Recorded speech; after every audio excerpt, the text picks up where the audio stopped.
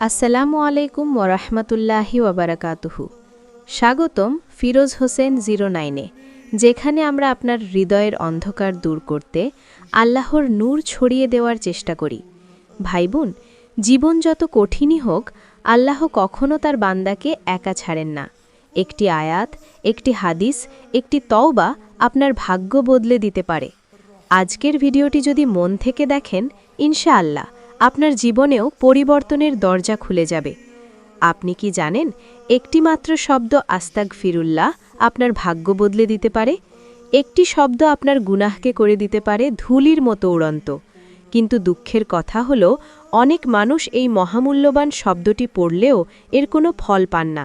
তাদের দোয়া কবুল হয় না, মন শান্ত হয় না। কেন জানেন? কারণ আস্তাগফিরুল্লাহ পড়ার সময় তারা করে 7টি ভয়ঙ্কর ভুল। আজকের ভিডিওতে আমরা সেই ভুলগুলোই জানব, এমন ভুল যেগুলো সম্পর্কে রাসূল সাল্লাল্লাহু আলাইহি ওয়াসাল্লাম সতর্ক করেছেন। আল্লাহ তাআলা কোরআনে বলেছেন, তওবা করো তোমাদের রবের দিকে, আশা করা যায় তিনি তোমাদের গুনাহ মাফ করে দেবেন। কিন্তু যখন মানুষ গাফলতির সঙ্গে আস্তাগফিরুল্লাহ পড়ে, তখন সে শব্দ মুখে থাকে, হৃদয়ে পৌঁছায় না। আর ঠিক এই কারণেই রহমতের দরজা অনেকের জন্য খোলা হয় না।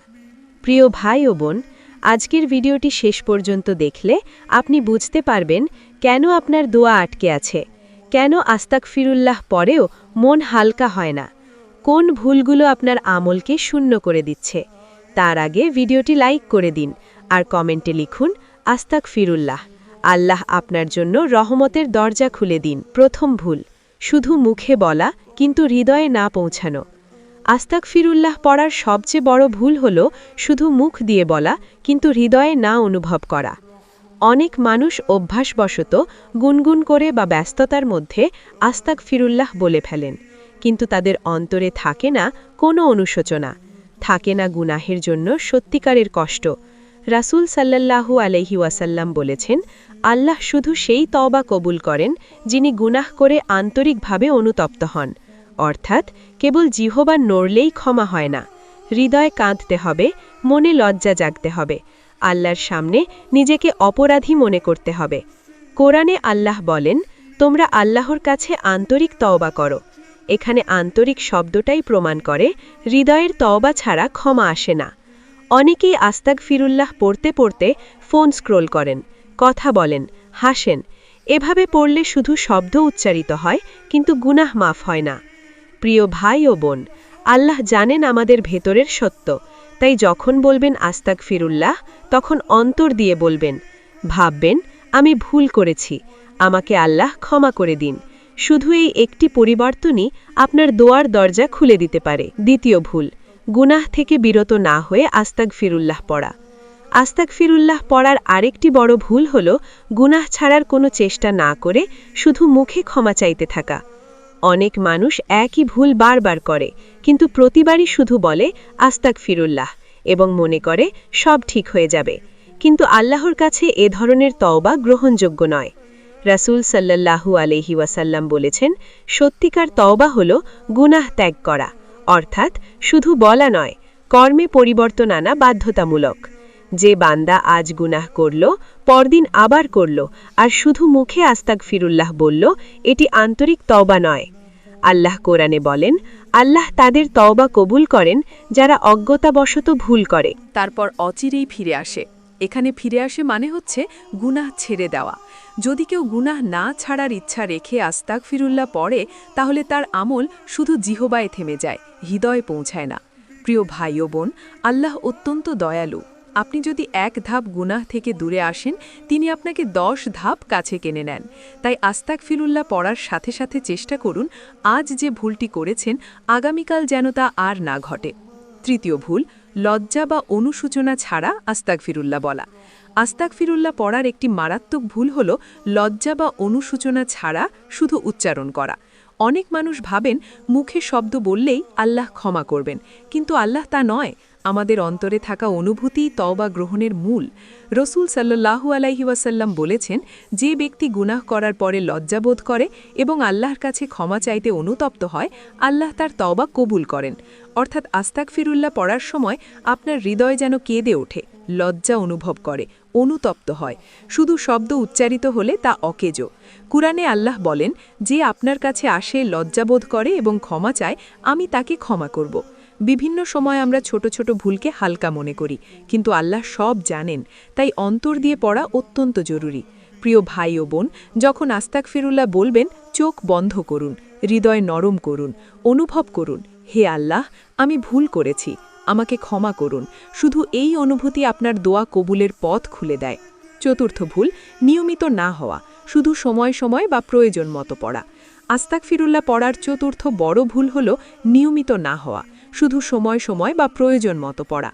অনেকেই গুনাহ করে, আবার মনে করে হয়তো একটু আস্তাগফিরুল্লাহ পড়লে সব ঠিক হয়ে যাবে, কিন্তু এভাবে পড়া কখনো দীর্ঘস্থায়ী ফল দেয় না। রসুল সাল্লাল্লাহু আলাইহি ওয়াসাল্লাম বলেছেন, নিয়মিত ছোট ছোট তাওবা আল্লাহ বেশি পছন্দ করেন বড় বড় তাওবার চেয়ে। এটি আমাদের শেখায়, আস্তাগফিরুল্লাহ শুধু একবারের প্রচেষ্টা নয়, একটি দৈনন্দিন অভ্যাস হওয়া উচিত।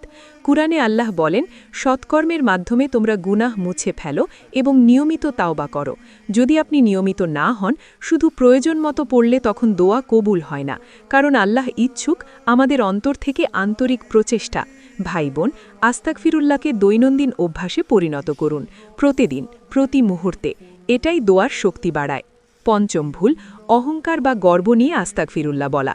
আস্তাগফিরুল্লাহ পড়ার একটি মারাত্মক ভুল হল আত্মগর্ব বা অহংকার নিয়ে পড়া। অনেক মানুষ ভাবেন তারা ভালো কাজ করছেন, কিন্তু গুনাহের পরে শুধু মুখ দিয়ে ক্ষমা চাইলে হবে।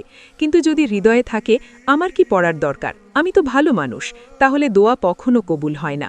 রসুল সাল্লাল্লাহু আলাইহি ওয়াসাল্লাম বলেছেন, যে আল্লাহর কাছে ক্ষমা চায়, তার অন্তরে বিনয় থাকতে হবে। অর্থাৎ আস্তাগফিরুল্লাহ পড়ার সময় নিজেকে ছোট মনে করতে হবে, গুনাহের ভার অনুভব করতে হবে এবং আল্লাহর রহমত ছাড়া কিছু আশা না করা উচিত। কুরআনে আল্লাহ বলেন, অহংকার ভরা হৃদয় কখনো আমার কাছে তাওবা কবুল করতে পারে না। প্রিয় ভাই ও বোন, আস্তাগফিরুল্লাহ শুধু শব্দ নয়, এটি আন্তরিক বিনয় এবং অনুশোচনার প্রকাশ। যদি আপনি অহংকার নিয়ে পড়েন, তবে আপনার দোয়া শুধু বাতাসে যায়।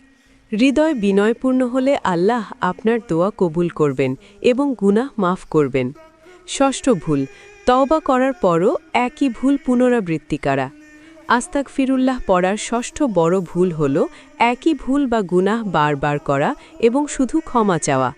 অনেকেই ভাবেন আস্তাগফিরুল্লাহ বললেই আল্লাহ ক্ষমা করবেন, কিন্তু তারা আবারও সেই গুনাহে ফিরে যায়। এভাবে করলে দোয়া কবুল হয় না, কারণ আল্লাহ চেয়েছেন আন্তরিক পরিবর্তন এবং প্রচেষ্টা।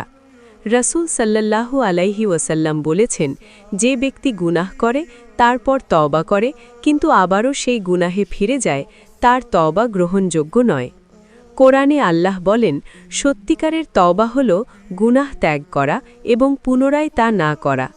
এখানে মূল শিক্ষা হল আস্তাগফিরুল্লাহ শুধু মুখে বলা নয়, কার্যকর পরিবর্তন এবং সতর্কতা প্রয়োজন। প্রিয় ভাই ও বোন, প্রতিটি গুনাহের পর মনে রাখুন, আল্লাহ আপনাকে ক্ষমা করতে প্রস্তুত, কিন্তু আপনাকেও চেষ্টা করতে হবে। একবার আস্তাগফিরুল্লাহ পড়ার সাথে সাথে সেই ভুলের পুনরাবৃত্তি বন্ধ করুন। এই পরিবর্তনই দুয়ার কবুলের মূল চাবিকাঠি। সপ্তম ভুল, ধৈর্যহীন হওয়া এবং ফল আশা করা।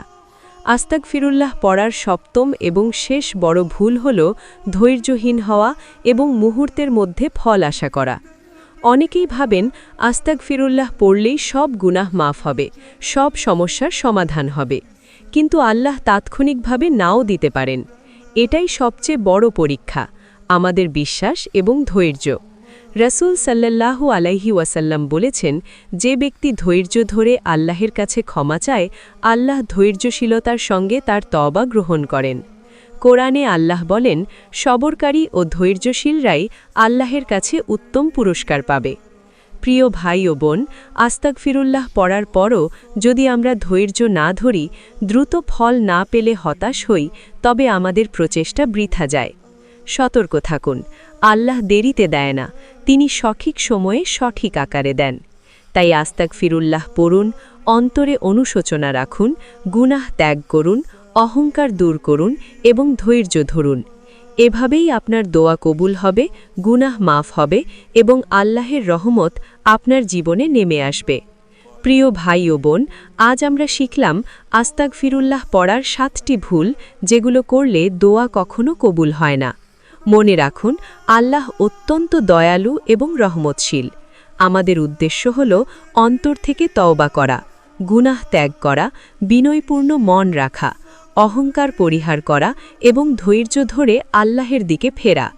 প্রিয় বোন, আস্তাগফিরুল্লাহ শুধু মুখের শব্দ নয়, এটি হৃদয়ের অনুভূতি, আন্তরিক অনুশোচনা এবং আল্লাহের প্রতি ভরসার প্রকাশ। যখন আপনি এই 7টি ভুল এড়াবেন, ইনশাআল্লাহ আপনার দোয়া কবুল হবে, গুনাহ মাফ হবে এবং আপনার জীবন আলোর পথে চলবে। আল্লাহের কাছে দোয়া করি, হে প্রভু, আমাদের অন্তরকে নরম করো, আমাদের তওবা গ্রহণযোগ্য করো এবং আমাদের জীবনকে আপনার রহমতে আলোকিত করো। আমাদেরকে সেই বান্দাদের মধ্যে রাখো যাদের দোয়া কবুল হয় এবং যাদের গুনাহ ক্ষমা করা হয়। প্রিয় ভাই ও বোন, যদি আপনাদের ভিডিওটি ভালো লেগে থাকে, চ্যানেল ফিরোজ হোসেন 09 সাবস্ক্রাইব করুন, বেল আইকন চাপুন যাতে আরও আলোর আলো আপনার জীবনে আসে। কমেন্টে লিখুন আস্তাগফিরুল্লাহ, লাইক দিন এবং এই মহামূল্যবান শিক্ষা অন্যদের সাথে শেয়ার করুন। আপনারা প্রস্তুত থাকুন, আল্লাহের নূর সব সময় আপনাদের সঙ্গে থাকবে।